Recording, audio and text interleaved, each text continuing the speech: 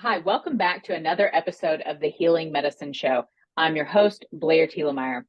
The vision for this show is to provide healthcare professionals with resources and inspiration for both personal and professional development practices, especially those that are rooted in holistic health. We believe that change in healthcare starts by focusing on the health and the healing of the healthcare professionals. I am very excited to announce our 2024 Women's Wellness Retreat scheduled for February 3rd through the 10th in beautiful Costa Rica. If you're interested in joining us for our Wellness Week in Paradise, check out the link below or send me a private message to see if you're a good fit. So today on the Healing Medicine Show, we're going to take a dive into a mental health conversation for high achievers. We're going to connect some dots in between our identities and some insecurities that we may have as high achievers. I am very excited to welcome Teresa Donegan, a clinical psychologist who taught in pharmacy for 17 years, focusing mostly on stress management and the human side of patient care. Teresa, thank you so much for joining us here today on the Healing Medicine Show. I'm very happy to be here. And I would love to go to that trip in Costa Rica. Sounds You delicious. Sounds wonderful. You are more than welcome to come. It's fantastic. So it is a women's wellness retreat. We do meditation and yoga and plant-based eating. We have workshops on personal and professional development and also some masterminds. And of course, we have some fun excursions nearby as well. But it is a fabulous time and you're more than welcome to come. Thank you. It sounds wonderful. I am so glad to be here. And as a psychologist teaching in the School of Pharmacy, I taught in two schools of pharmacy, University of Pittsburgh and in Dewville's new School of Pharmacy in Buffalo, New York. And I kind of landed there. So I asked myself, what is a psychologist doing in the School of Pharmacy? And it turned out the person who was teaching the human sides of patient care was leaving for another position out of state. And I filled that role. So I stayed, and I thought it'd be 1 year, and it ended up being 17 in total. I have a lot of fondness for pharmacy students, and I'm still connected with them on LinkedIn and on Facebook. So my heart goes out to them and the work they're doing. I'm passionate about this topic. I ended up developing a class around stress management. And because I was a psychologist, I had so many students reach out to me. I became the point person for students who were struggling.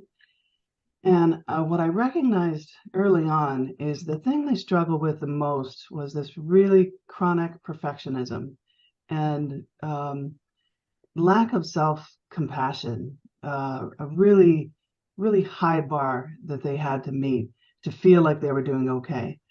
And so the suffering from that would be, if they got a bad grade, they'd be in my office and they'd be crying. And the bad grade became I'm a bad person because I got a bad grade. And then they would compare themselves to other peers, which is the worst thing you could do. And as I mentioned with you, is that no good comes from that comparison, comparing yourself to other people, whether as a student or in life. Looking to what other people are doing and as a measure of are you doing okay is not a good way to go. So I'm glad we've had some prior conversations to talk about this. It seems like we're on the same page. I used to talk to students about my high bar theory. And this came out of an observation that I had is that why don't students take compliments well? And not only students, why aren't my colleagues taking compliments well? I almost have to beat them over the head with it. And it would come from a very genuine place in me to really say, wow, I mean, I love the way you teach. You put so much into teaching. I can tell you really love students, and it's amazing to watch that, only to see them shrug it off. And I'd be A curious mentor about. told me the only response to a compliment is thank you. Really, I think thank you means what I've said to some people who are high up. I mean, I'm thinking of a president that I shared how much she had touched the people who she spoke with. And I had done that more than once. And I had one time said, I hope my words touched your heart. And the feeling that I had is that it didn't go in. It just kind of, went over her. It didn't Wasn't touch her. accepted. It wasn't accepted. So my question was, why don't they take compliments well? So I came up with something what I call the high bar theory. And the high bar theory is this. And the high bar theory I was a track and field person. So I was in high jump and I was a runner. Um, so the high bar theory comes from like high jump.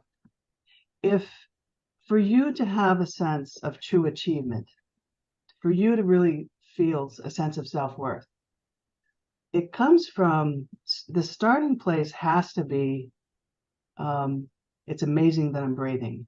So imagine the bar is low at the beginning. I was born. I survived birth. Wow, that's amazing. I made it through grade school. That's actually amazing. A lot of people in the world can't even go to school. Um, and then I got into high school and I did well in high school. And then I'm only 1% of the whole population in the world that gets to go into university. And I made it. Then imagine how competitive it is to go into pharmacy school. They only accept the cream of the crop, really. So it's even a very small percentage that do that. So if every achievement, everything from riding a bike to breathing to walking, is lived as an achievement, that's where real self-worth comes from. That's the building of the authentic self and sort of applauding yourself with a sense of humility, really. It's like, wow, in this world, there's so much that we can know. There's so much we can know. We're given to parents who are limited by their own small piece of the world and their own experiences. And their parents did the best that they could in giving them what they gave them. And they did the best that they could in giving us what they gave us. But there's so much that we could know that all that we're really given in the way of tools are just really a small piece of what's possible. So we're learning all the time. We're just learning all the time and doing the best we can. If you are living with the high bar theory, it means that without knowing it, your parents are starting to respond to things that they value or don't value, and it's sort of unconscious, and it might have been passed down from their parents, and it can be in response to a little boy who's crying, and the father says, "Big boys don't cry. Big boys don't cry." Well, kids are geared to win over their parents' love, no matter what. That's really what they're after, their parents' love. If they learn that their parents are saying, if you were a big boy, you wouldn't cry, then they learn to start developing an ideal self, not an authentic self. Um, if I am a big boy and I don't cry, then I'll win my father's love. And then I'm going to start putting more focus on being the person my parent wants me to be. And after a while, that doing for your parents sort of becomes part of you and you become unconscious about that. So then it becomes when I get 4.0, I'm going to be happy. When I become the lead cheerleader, then I'll make my parents proud, or I'll be happy when I do that. When I get this really amazing job, and every time the person reaches that, makes the accomplishment, they go, that wasn't all it was cracked up to be. I got here, I got 4.0, and I'm like, is that it? Why aren't I really happy? So that's why the high bar theory is that the high bar theory becomes unachievable. It goes higher and higher and higher and higher, and you can never cross over it because it's an illusion. It becomes an illusion anyway that we're just not aware of. We're not cognizant of it. So that's the problem with the compliment. So if you compliment me and I have the high bar theory, I'm more likely to think Blair doesn't really have good judgment. There must be She's something wrong. wrong. She's wrong. She must be she doesn't really have good taste for her to say that. So I'm more likely to discount it because don't you know I haven't reached this? And truly that high bar is to be godlike. I mean, it's to be perfect. And that's why that's an illusion, because it's an illusion. Absolutely. And to play devil's advocate for a second, because Sure, I've been there and sure. it served me well. It served me well to achieve and have success, what we would perceive as success. But when you get the job, the house, the marriage, the kids, the whatever, and it's still you're still have that lack of self-love, self-worth, then you get to a point where you're like, oh man, this is really rough. And Yeah, when you are ready to shift gears, so for me, it was shifting into entrepreneurship. I was 6 months pregnant with my first child when I actually hmm, lost my job as a clinical hospital pharmacist, and having that identity ripped away from me was extremely painful. And I went into healthcare thinking, well, I'll always have a job in healthcare, it'll always be a clear pathway to my career. So when that was no more, I really went on my own journey to think about, reconnect with that vision. What did I go to pharmacy school for? And I yeah, remember my pharmacy school application, I talked about studying novel drug development and herbal medicine in the yeah, Amazon rainforest. And like, it's funny that, now we actually go into the rainforest and have these wellness weeks because it's come full circle. But that perfectionism, that achievement mentality had served me well until I got into uncharted territory, that there was no blueprint for what yeah. to do next. And then I kind of went, oh my goodness, like what do I do now? Because I had lost sight of that. So how do you see this as being maybe kind of a curse and a blessing? And how do you see this playing out for high achievers in their careers when they get to that point? Yeah, I'm glad you asked that question. It's what I call the curse and the blessing. So, what I have admired about pharmacy students is that, and pharmacists, is that to get to be the expert in managing people's medications um, and helping patients, they really have to be very detailed, and they really, making a mistake could really cause great harm. So they have to be fastidious, and they have to be very detail oriented, and they have to have gone through how they had to go through a really challenging curriculum to make it to become a pharmacist. It's tough. It's really tough, and I've seen what they've gone through. So yeah, that's the blessing, is that they have all of these gifts and skills and are detail oriented and are and don't want to make mistakes because they know how costly that could be, and they have gone far. So I love following past former students to see where they are right now, and they're leaders and Mm. change makers. So I'm very proud of them. Um, the sad thing is this, what you're describing, I think, is it's when you think your job is who you are. Mm. It's when you think all the external stuff is who you are. That's the identity piece, right? Yes. So losing your job meant not um, I wasn't a fit for this position. It becomes, I am a failure. I am a failure. I don't have worth. I am. That's where the suffering comes in. And what you're describing, I call sort of an existential crisis. So, It's what it felt like. yeah, the best way to describe it really is now you start to question everything in terms of where you are, and how you got there, and what do you want to be, what do you want to do next. And I find that true actually for many who have reached this spot.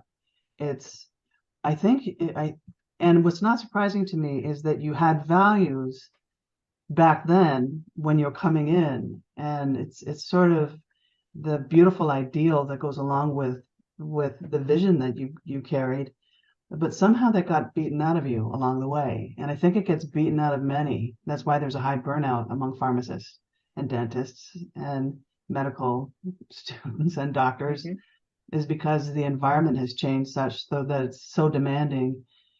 that the perfectionism makes you want to still meet all the demands, but it's set up in such a way that it's almost set up to make you fail.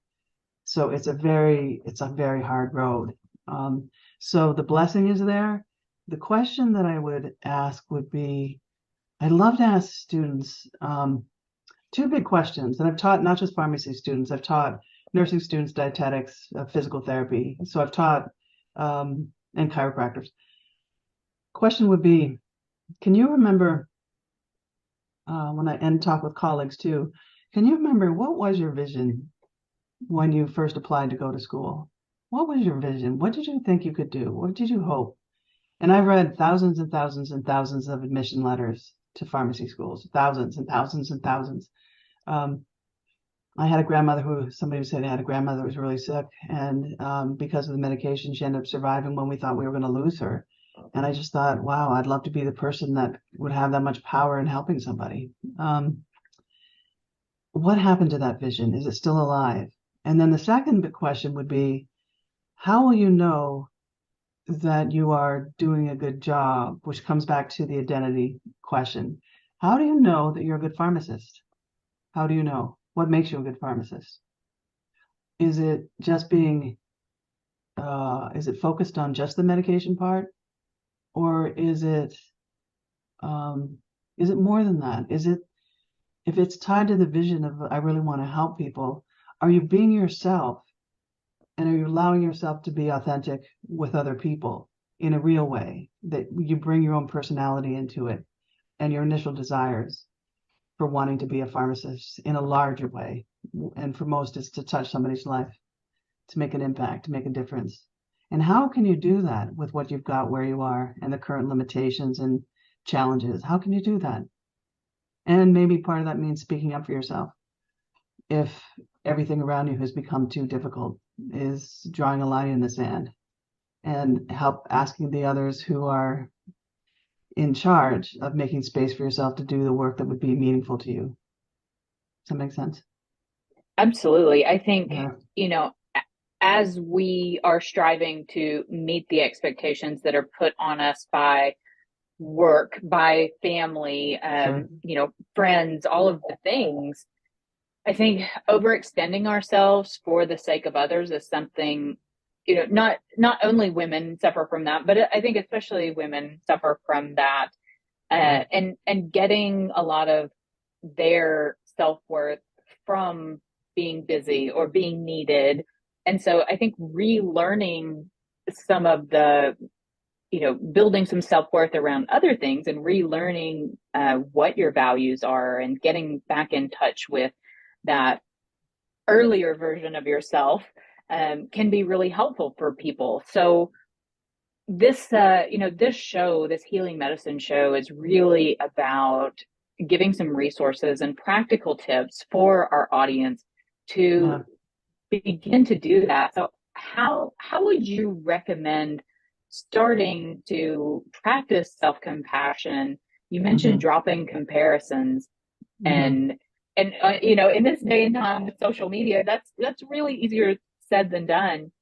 Even comparing ourselves, I always say I'm not a competitive person with anyone else, but I'm very competitive with myself. So the voice in my head was a very critical one. It was a very limiting one. You should have done it better. You should have done it this way. And so I've always struggled to overcome some of those. There are Mm-hmm. a couple things that really helped me. Meditation was a big part of it. What are some other practices that you would recommend for healthcare professionals that are either struggling in feeling that burnout, or they're struggling with, it's hard to have compassion for your patients when you don't have that compassion for yourself. So Sure, what advice or what tips would you give? sure. And to be honest, I've struggled with this too. And so having some self-awareness, around when you find yourself being the toughest on yourself, and Mm. taking a look at that. I noticed in myself, and I recognized the pattern starting at a really young age. is this feeling of not being good enough. I mean, not giving enough. So my particular thing is not giving enough.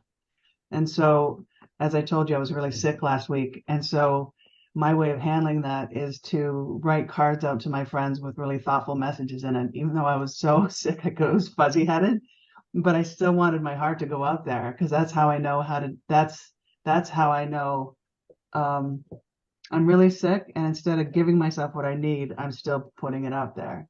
So Mm, in response, self-awareness is a starting place to recognize the pattern. Um, Self-compassion is important. And the tricky thing around this is we all talk about, you have to love yourself before you can love someone else. It's difficult to do that in a vacuum.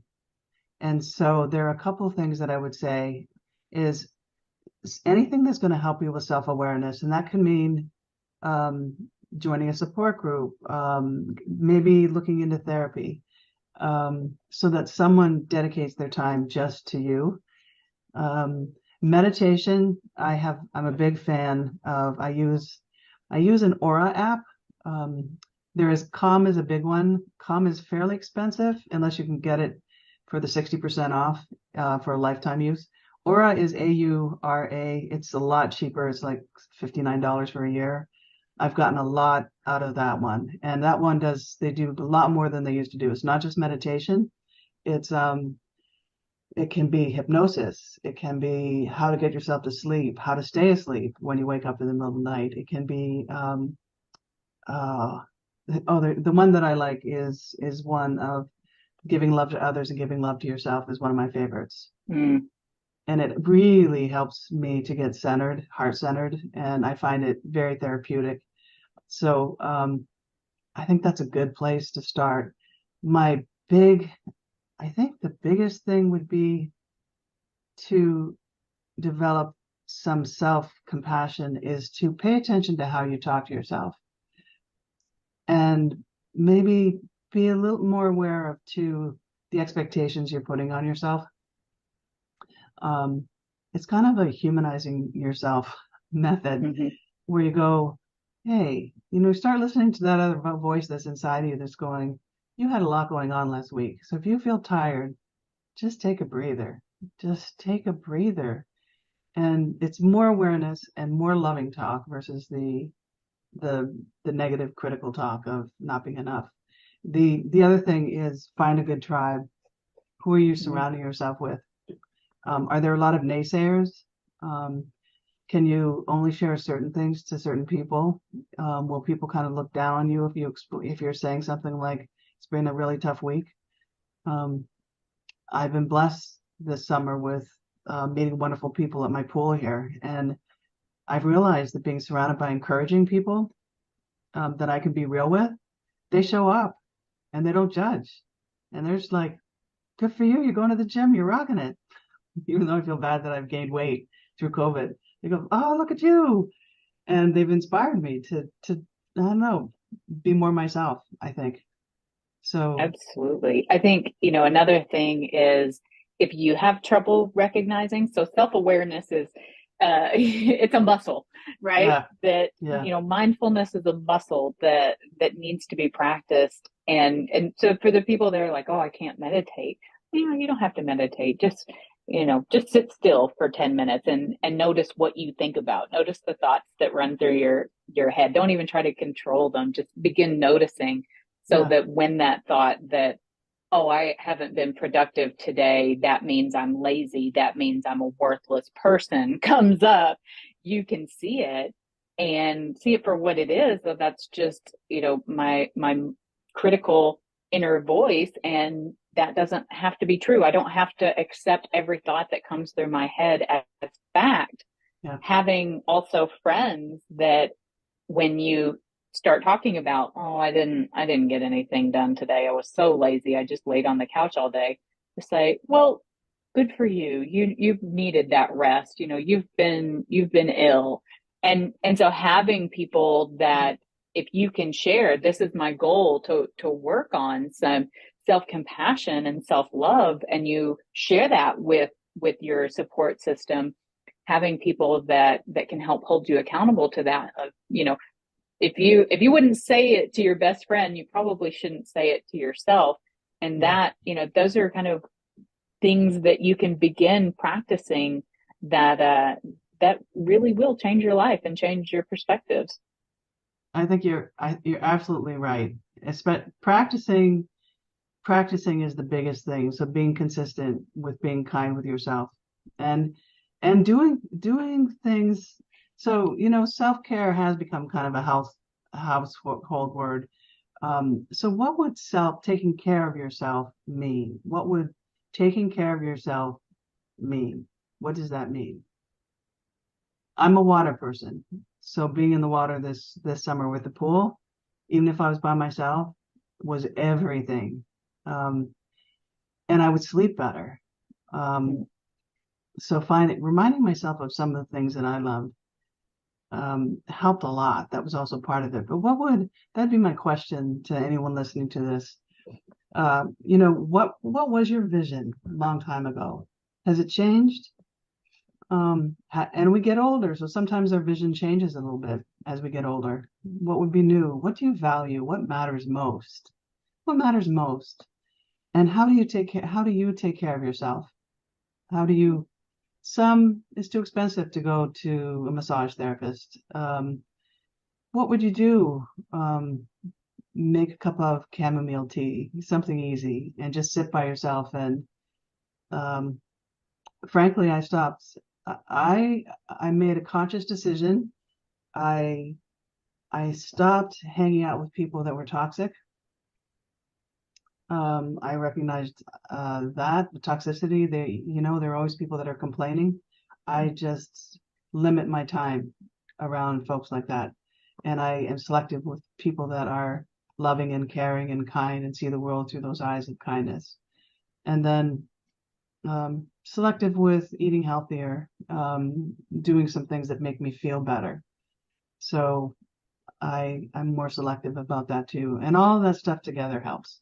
Yes, absolutely. Well, I think this episode has been fantastic for some resources. You mentioned the Calm app, the Aura app. I also highly recommend the Insight Timer app.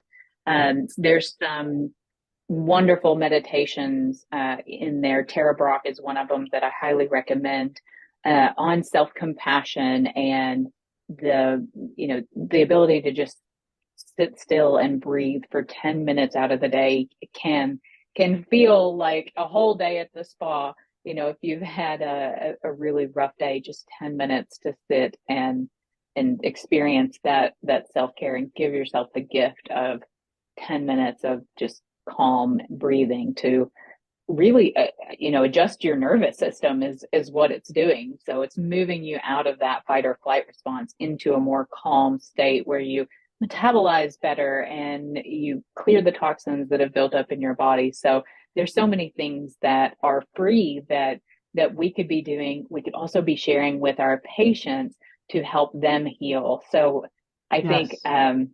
changing this conversation and what we can actually do. That's the purpose of this healing medicine show, is to Yeah. introduce some ideas. So Teresa, thank you so much for joining me for this conversation today. Thank you so much for advocating for pharmacists, Oh, for definitely. helping us learn how to be more human, how to connect with people, how to connect with ourselves. Mhm. And you are definitely kindred spirit. So I really appreciate your time and willingness to share your insights here with us today. Thank you. And yes, you are a kindred spirit. And can I just say one more thing? Is Absolutely. is the more because I can almost hear what some people might be saying. They'd be going, well, that just feels, some of this feels selfish. I have a family to take care of. Um, if the more that you're giving out to other people in your work life as a professional, the more you have to fill your own vessel. So the big question is, how are you filling your own vessel? Is Absolutely. one of my last things. So thank you so much for inviting me. And my heart goes out to all the people who are doing such great work with others and making such a difference in their lives. I'm grateful and love to be part of this. Thank you so much.